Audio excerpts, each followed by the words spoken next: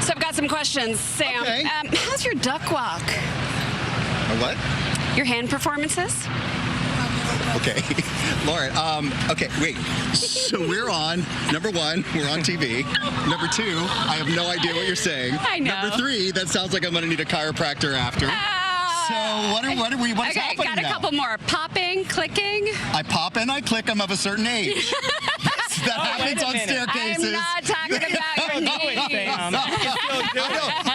Oh, are we talking about It's House just a LaBeija one. right there? We are. Oh my gosh, Jeff Bryant. I love it. Jeffrey. That quick. No, it's 1, 2, 3. Okay. We're going to let the pros handle this, Sam. All We right. have Jeff Bryant. He is the overseer of the House of LaBeija, also known as Kitty LaBeija. Is that correct? That is definitely correct. How are you? Oh, we're wonderful. Thank you so much for joining us. Tell us a little bit. I know this house has been a staple in the LGBTQIA community, even before the Stonewall riots. The historic significance of a house like yours. Talk about that. Well, actually, what it really comes down to, and I must say this, it's about the facts. And where the facts lie is the House of LaBeija is actually the first family of ballroom, but we're also part of civil rights.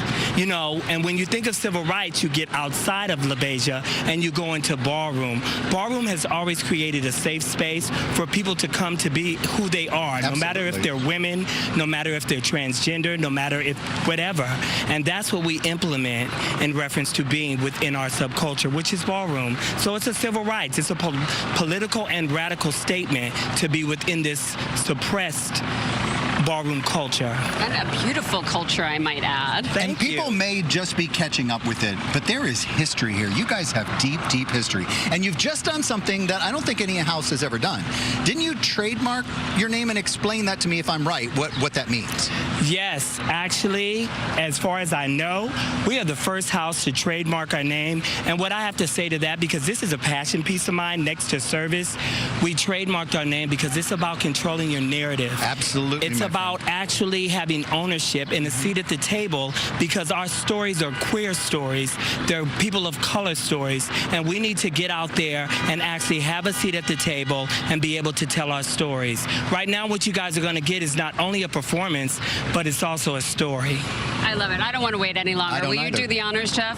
Yes. Without further ado, the category is performance as a house, and I give you the first family of ballroom, the Royal House of LaBeija. There's where the revolution has begun. This is the moment we've been training for. Let's show them what we got. But she wasn't looking beautiful tonight. Listen, I don't think she's not beautiful, but she wasn't looking beautiful tonight. 4, 3, 2, 1, 0. LaBeija.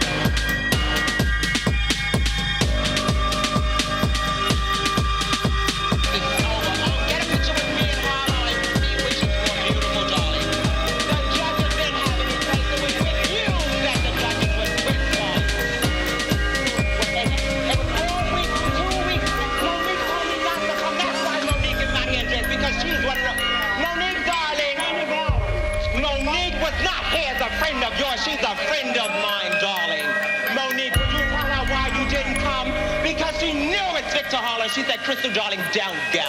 Because you're not going to get it. And that's why all the true beauties didn't come. It's in bad taste and you're showing your colors and stuff. I am doing it bad, but I have a right to show my color, darling. I am beautiful, and I know I'm beautiful. The Royal House of La Beja. All right. I got to ask, though, Sam, how do you not know the duck walk? Come on, Sam Champion, Sam Shirtless and all his Instagram champion. All right, we'll figure that one out. Coming up, Big Frida's getting ready to take the stage. We're going to talk with our final Grand Marshal, Wilson Cruz. But first, here's a message from Good Trouble star Sherry Cola.